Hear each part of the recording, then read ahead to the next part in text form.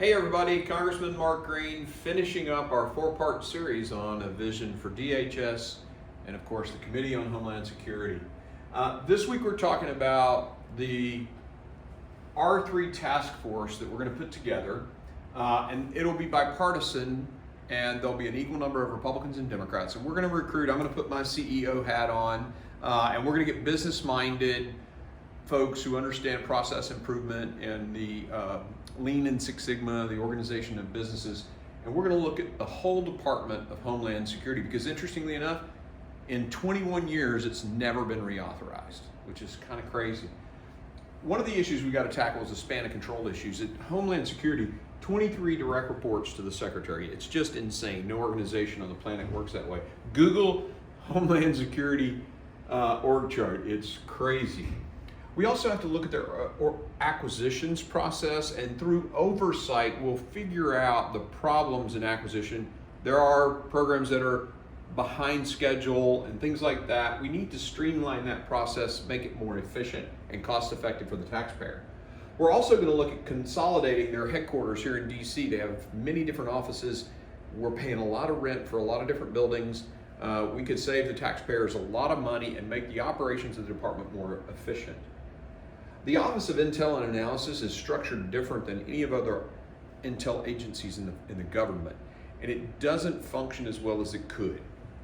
And I actually had a bill a few Congresses ago about making it more DoD-like in its organization, where you spread intel assets throughout the organization, both collection and in analysis, and that way it's not all centralized under one department. Tactically, here's just an example of some of the things that need to be reorganized. Homeland Security investigations is huge, and their jurisdiction is enormous. In some cases, in some areas and regions, they're bigger than the FBI, with more broad investigative authorities than even the FBI has.